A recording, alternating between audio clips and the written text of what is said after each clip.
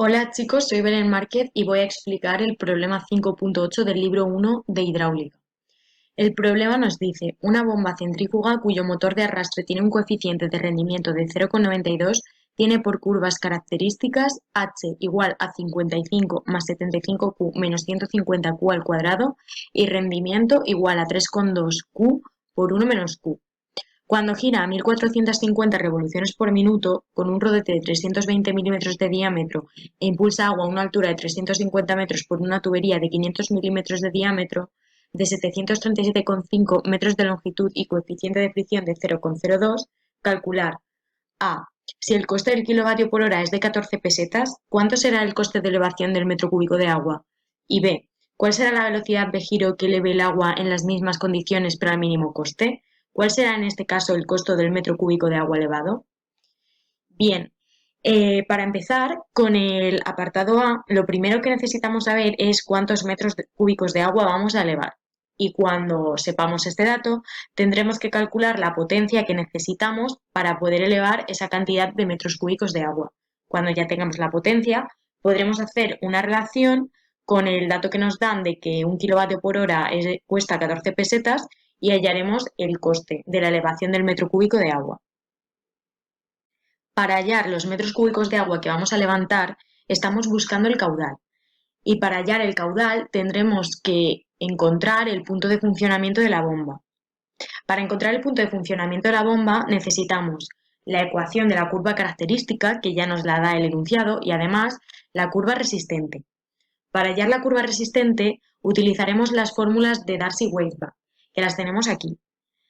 La curva resistente sería igual a la altura geométrica más el parámetro r por q al cuadrado. Q al cuadrado es nuestra incógnita. La altura geométrica ya nos la da el enunciado, que nos dice que son 35 metros, y r la hallaremos con esta fórmula de aquí, que también es de Darcy. Aquí pondremos todos los datos que nos ha dado el enunciado: 0,02, que es el coeficiente de fricción, la longitud de la tubería, pi al cuadrado por la gravedad y el diámetro, que tiene que estar en metros. El resultado es 39 y entonces la curva resistente sería igual a 35 más 39 por q al cuadrado. Para hallar el punto de funcionamiento, tendremos que igualar las dos ecuaciones de las curvas y obtendremos una ecuación en la cual nuestra incógnita será q y será de segundo grado. Desechamos la solución negativa y obtenemos que el caudal es de 0,579 metros cúbicos por segundo. Si después sustituimos este valor en cualquiera de las ecuaciones de las curvas, podremos encontrar el valor de la altura, que es de 48,07 metros. Después, para hallar la potencia, necesitamos los siguientes datos, que están en esta fórmula de aquí. El peso específico del agua sabemos que son 1000 kilogramos por metro cúbico. El caudal lo acabamos de calcular, que es 0,579. La altura también la acabamos de calcular, que son 48,07 metros. Y lo único que nos falta por conocer es el rendimiento. Tenemos la curva del rendimiento y la única incógnita que tenemos es Q. Como Q lo acabamos de calcular, calculamos el rendimiento para ese caudal, que sería de 0,78. Pero es muy importante multiplicarlo por el coeficiente de rendimiento que nos da el enunciado, que es 0,92, ya que el rendimiento no sería íntegramente 0,78. Y después, estos son los parámetros para conseguir que nuestras unidades sean los kilovatios. Finalmente, la potencia nos da un valor de 380 kilovatios. Como sabemos que un kilovatio por hora son 14 pesetas y nosotros tenemos 380 kilovatios, multiplicamos nuestros 380 kilovatios por 14 y obtenemos que nos costará 5.320 pesetas.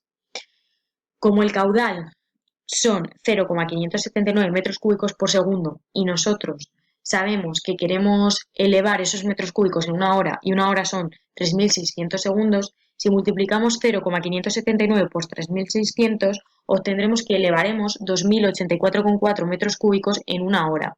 Por lo tanto, si hacemos una relación entre las 5.320 pesetas que nos cuesta esa potencia entre los metros cúbicos que vamos a elevar, que son 2.084,4, sabemos que nos costará 2,55 pesetas el metro cúbico.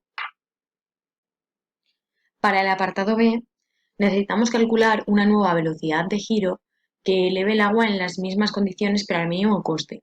Aunque busquemos el mínimo coste, necesitamos calcular el máximo rendimiento posible para este mínimo coste y además tenemos que calcular el costo del metro cúbico de agua elevado. Como buscamos el máximo rendimiento, para calcular este rendimiento necesitamos hallar un caudal óptimo y una altura óptima, porque el rendimiento máximo no se dará para cualquier caudal. También es importante destacar que todos estos datos que estamos haciendo es todavía para las 1450 revoluciones por minuto, ya que el ejercicio nos ha pedido que sean las mismas condiciones. Por lo tanto, calcularemos estos datos como si se tratase todavía de la antigua velocidad de giro. Para calcular el caudal óptimo, vamos a derivar la ecuación del rendimiento que nos daba el enunciado al principio y la igualaremos a cero, ya que así el valor será óptimo. Esta es la expresión derivada y al igualarla a cero tenemos que el caudal óptimo será de 0,5 metros cúbicos por segundo. Si en la ecuación del rendimiento que nos daban al principio sustituimos este caudal óptimo, obtendremos el rendimiento máximo, que será de 0,8. Y si sustituimos este caudal en la ecuación característica de la curva, también obtendremos la altura óptima, que será de 55 metros. Como los datos que hemos calculado anteriormente eran para la antigua velocidad de giro de 1450 revoluciones por minuto, ahora calcularemos la nueva velocidad de giro. Para ello utilizaremos las leyes de la semejanza, que son estas que aparecen aquí. En concreto, utilizaremos las dos primeras, ya que sabemos el valor de Q y el valor de H. Establecemos las ecuaciones de semejanza teniendo en cuenta que los caudales que conocemos son de las 1450 revoluciones por minuto. Entonces sabemos que el caudal de las 450 revoluciones por minuto será para esa velocidad de giro y buscamos un nuevo caudal para la nueva velocidad de giro a la que hemos llamado n para esta velocidad n y hacemos lo mismo con la segunda ecuación de la ley de semejanza. Como aún no conocemos el valor de la nueva velocidad n, igualaremos las partes en las que sí podemos calcular los datos, es decir, el caudal para n y la altura para n. Igualamos si se nos quedaría esta expresión. Si sustituimos el caudal de las 1450 revoluciones, sabemos que será 0,5 y la altura para las 1450 revoluciones será 55.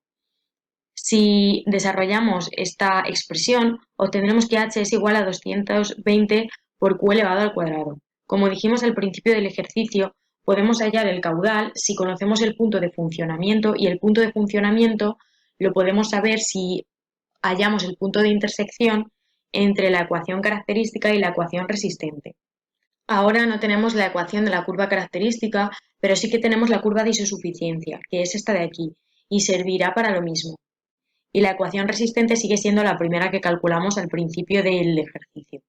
Si igualamos ambas expresiones, obtenemos que el caudal sub n, que sería este, sería de 0,44 metros cúbicos por segundo. Y si sustituimos aquí, sabemos que la altura para n será de 42,59 metros.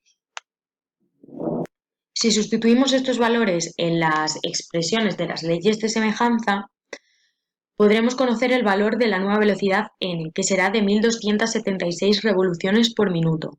También podemos conocer la altura para esta nueva velocidad, que será de 42,59 metros.